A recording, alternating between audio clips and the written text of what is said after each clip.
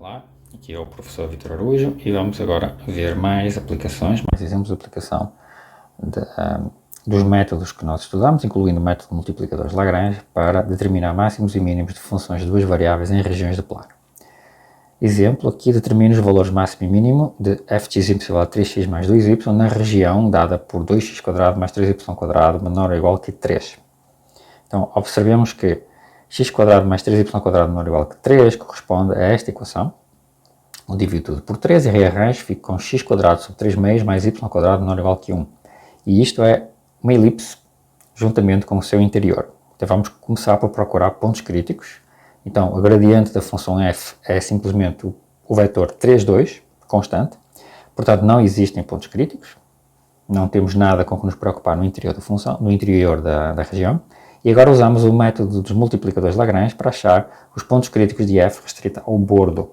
E o bordo é dado por uma expressão deste tipo. É 2x² mais 3x² igual a 3. Okay? Então, esta é a expressão geral do método de multiplicadores de Lagrange. Substituindo pelas derivadas parciais e a expressão que nós temos para a g, obtemos estas relações. Okay?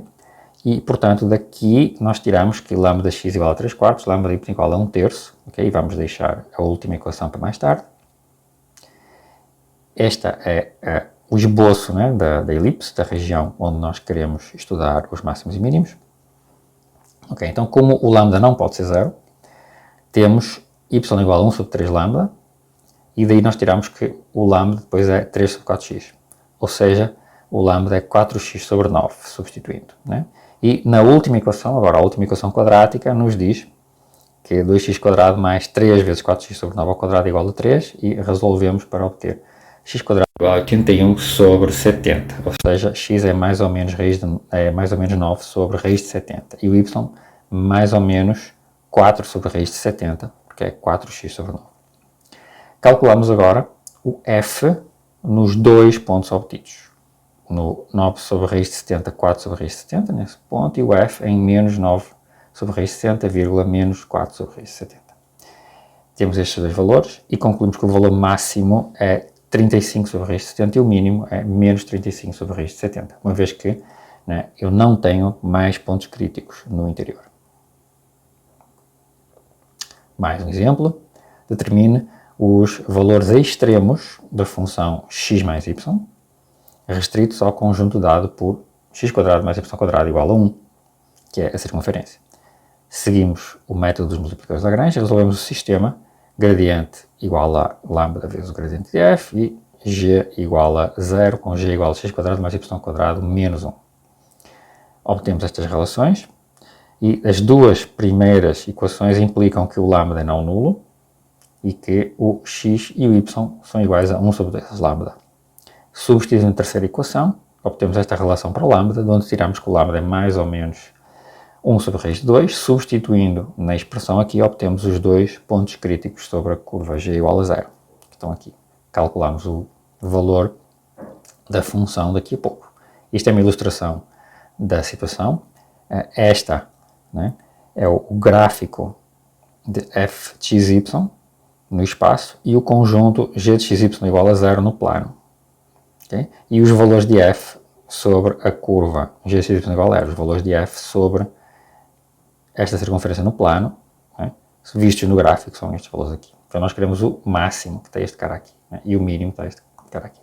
Então é só calcular agora f nestes pontos, e vemos que o máximo está nos pontos com coordenadas positivas, e o mínimo está no ponto que nós obtivemos com coordenadas negativas. O máximo é raiz de 2 e o mínimo é menos raiz de 2.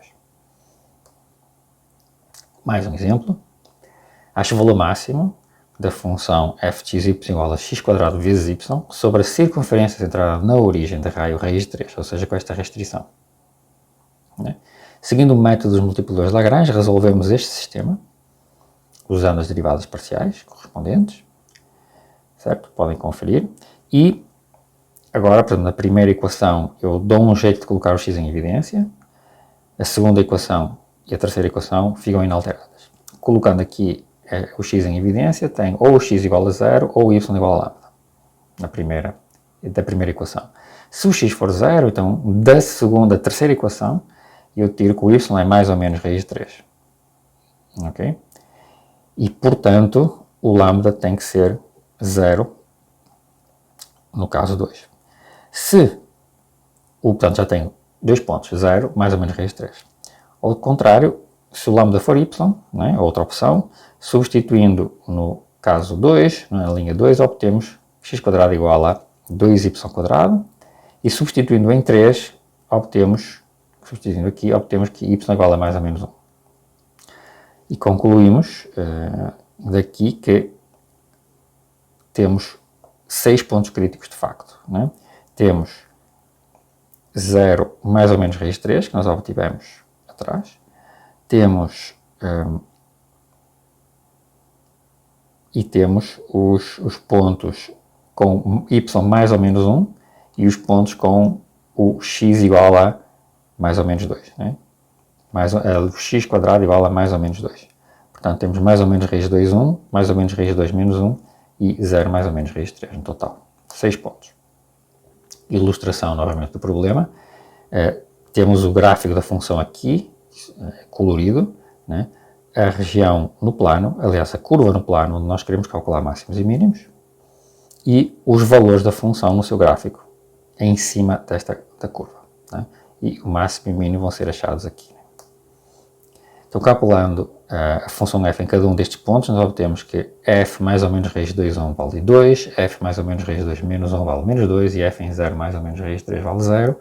Portanto, a função atinge um máximo, na condição restrita à curva g igual a 0, em mais ou menos raiz de 2, 1, com valor 2, e o mínimo em mais ou menos raiz de 2 menos 1, com valor menos 2. Okay? E isso responde à questão. Certo? Isto aqui encerra a apresentação do estudo de derivadas de funções de várias variáveis, de duas variáveis e suas aplicações, e em seguida nós vamos estudar a integração de funções de duas variáveis.